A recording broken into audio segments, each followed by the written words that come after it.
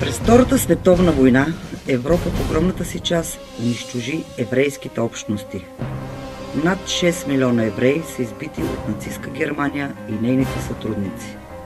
Това целенасочено масово унищожение на евреите от нацистка Германия по време на Втората световна война се нарича Холокост.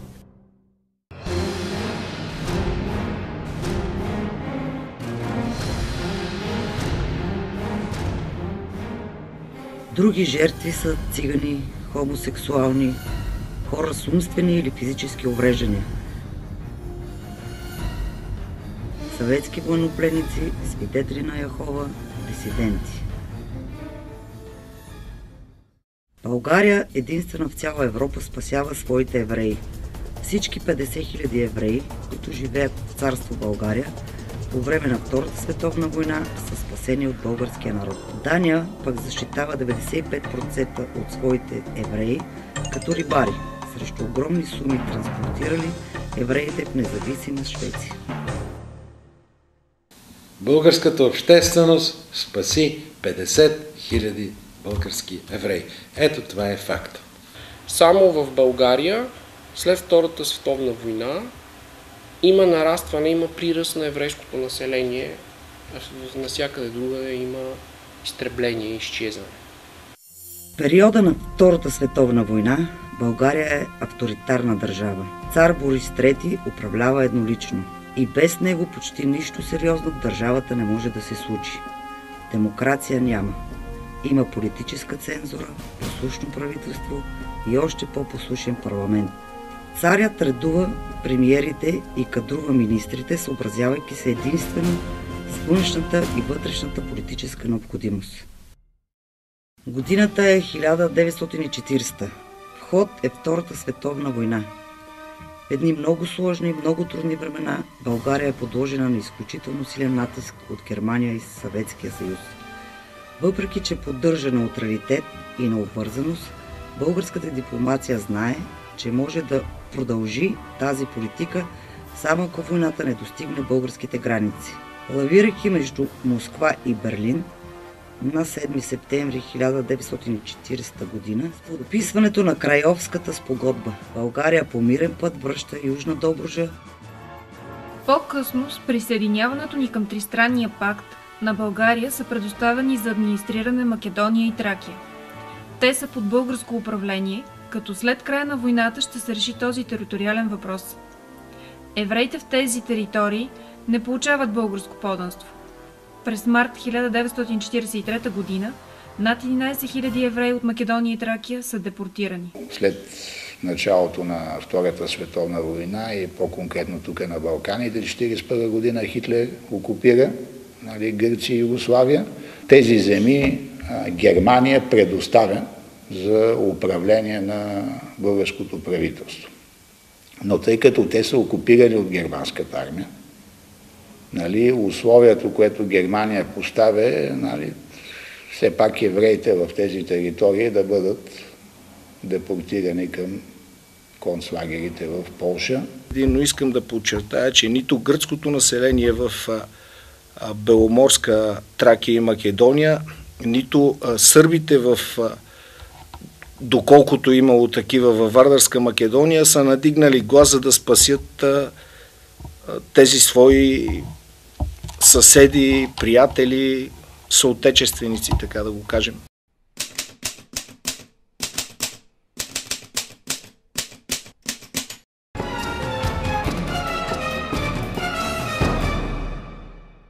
Следвайки интереса на нацията, цар Борис III води политика на намиране на неутралитет, политика на разбирателство със съседите и великите сили. В тази епоха на злото България търси най-малкото зло.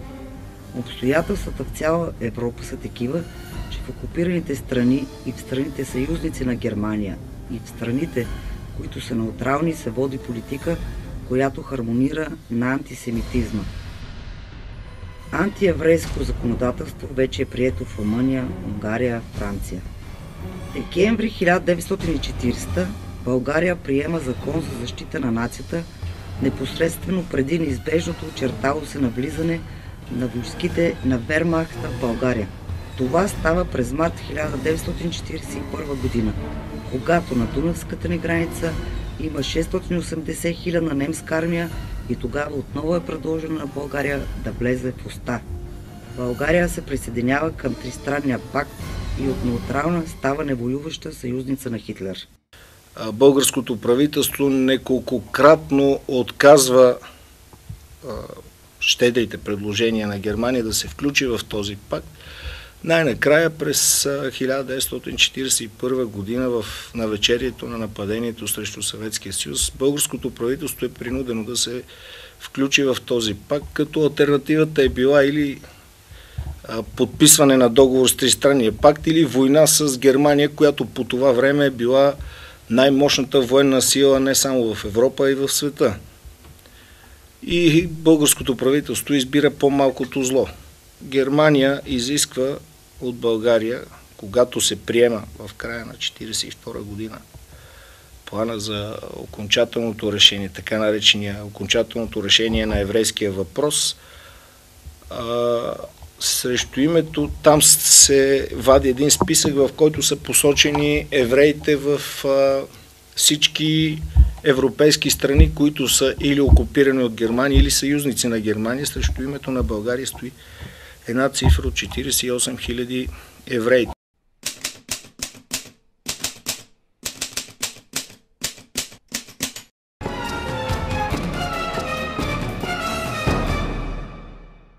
Как се случва спасяването на евреите в България? Еврейският въпрос не е едно последователно и монотонно явление.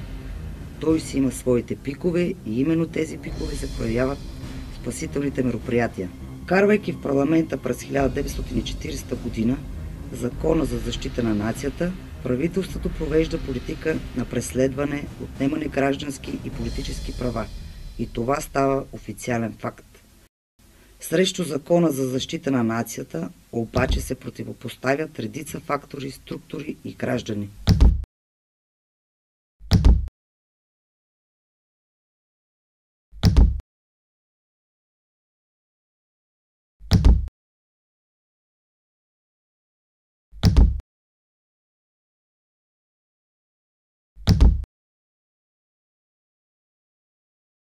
Българската общественост ясно и открито застава против антиеврейските законодателства и това отличава България от всички други европейски страни. Тук имаме обществена реакция и това трябва да се разбере. Това е най-важното, това е нещото, с което България излиза пред света. Негативната реакция на българската общественост срещу антиеврейските закони се проявява в един много красив, многостранен начин. Това не е само реакцията на онзи интелектуален елит.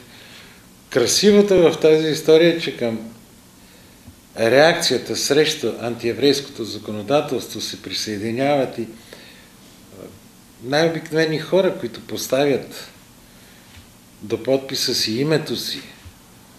Тоест, това не е някаква анонимна, тайна реакция. Това е открита реакция на обущарчета, на браснари, на най-обикновени жители на българските градове. Това е нещото, което практически отличава България от реакцията в другите държави.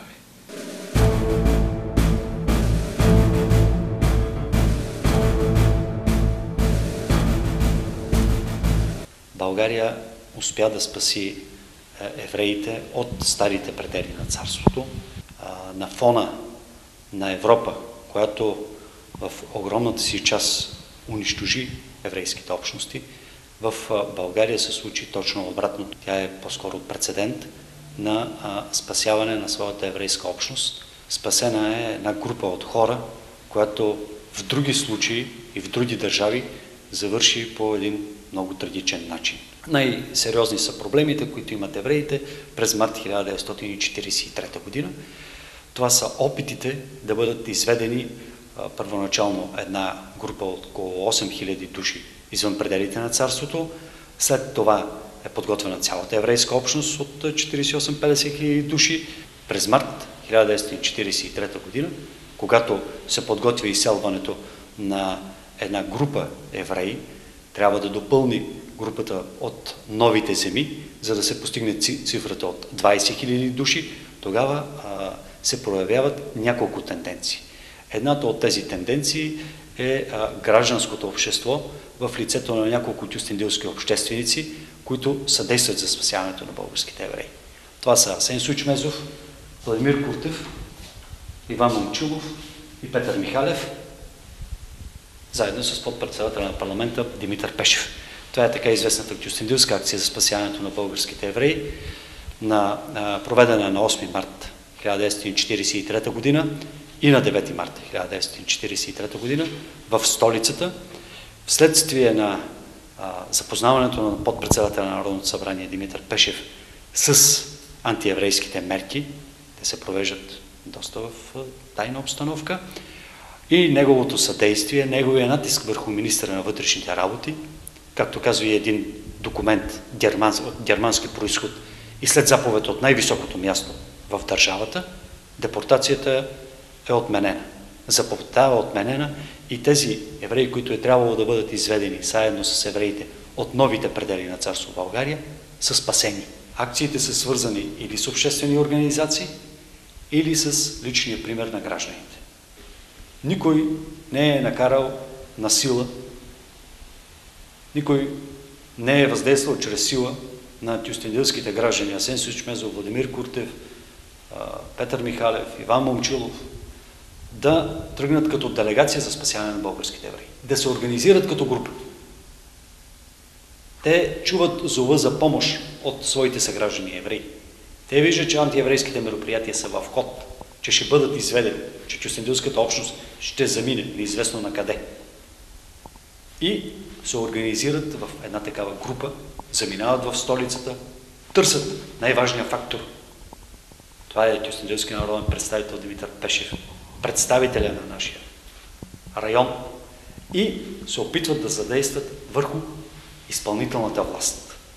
Защото в една авторитарна държава обикновено ключова роля има изпълнителната власт и авторитет, в случая монарха Борис III.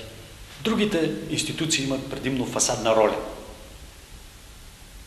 И затова целта е да се спре машината чрез спирането на съответните мерки от изпълнителната власт. Затова и прицелната точка е правилна. Въздействие върху министър-председателя, върху конкретния орган, Министерство на вътрешните работи, върху монарха и след натиск върху точно тези невралгични точки на държавата, депортацията е отменена. Именно там е приноса и на тази група, и на групата на народни представители, които знаят къде да се акцентира, за да може да бъдат спрени съответните мерки. Митрополит Кирил Пловдивски на 9 март 1943 година активно се противопоставя на мерките, предприети в града под тепетата срещу евреите. Не е тайна, че те са събрани в едно училище и Кирил отива, прескача оградата и казва: където отивате вие, там отивам и аз. След тази акция за спасяването на евреите от 9 март 1943 година, Димитър Пешев започва една инициатива. Една инициатива, която му коства политическата кариера. Той подготвя едно писмо до министър-председателя и го представя на своите колеги от парламентарното мнозинство. 43 души подкрепят това писмо до министър-председателя за спиране на антиеврейските действия. На 17 март 1943 година той го депозира пред Богдан Филов вследствие на което е отстранен от председателския пост на Народното събрание, но действията срещу евреите са спрени. Спрени са за определен период от време и тези 43 души, во главе с подпредседател на парламента Димитър Пешев, също се нареждат в редицата на спасителите на българските евреи.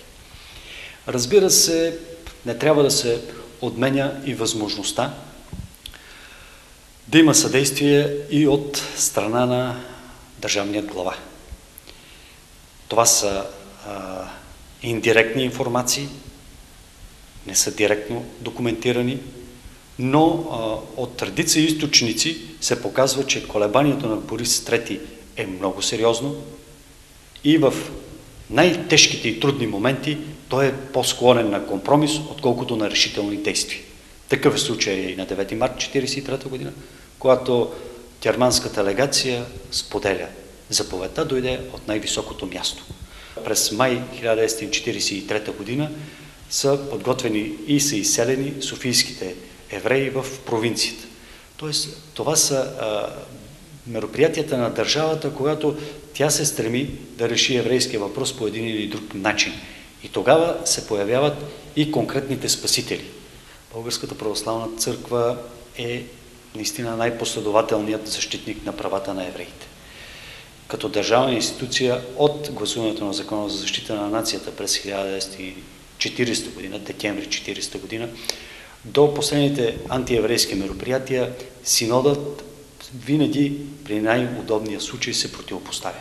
Приет е план, който започва да се реализира 1943 година за преместване на евреите от столицата в провинцията. Тоест, те са били насилствено изведени от София и са били разселени в различни малки градчета, селца в българската провинция. Част от тях са били въведени в такива специални трудови лагери, където също са били принуждавани да работят при едни не много добри условия на живот, но при всички случаи тези лагери не са имали много общо с концлагерите, които германците създават, в които изпращат останалите евреи. Тоест България била принудена да предприеме определени такива репресивни мерки спрямо своите граждани от еврейски произход, защото все пак е трябвало нещо да имаме като аргумент при преговорите с Германия, и да устояваме на този натиск за крайно решение, т.е. за директно изпращане в германските концлагери на изток. Така че ние трябва и това да кажем, че има репресивни мерки от страна на държавата, има един закон за защита на държавата, има план за преместване на евреите от София, около 25 000 души по силата на този план са изведени от столицата и са разселени в различни населени места в провинцията, но края на краища това помага и техния живот, т.е. всички евреи, които годините на Втората световна война са били в България, живели са в България, опазват своя живот. Така че живота на всички български евреи, тези, които живеят на територията на царство България, е запазен.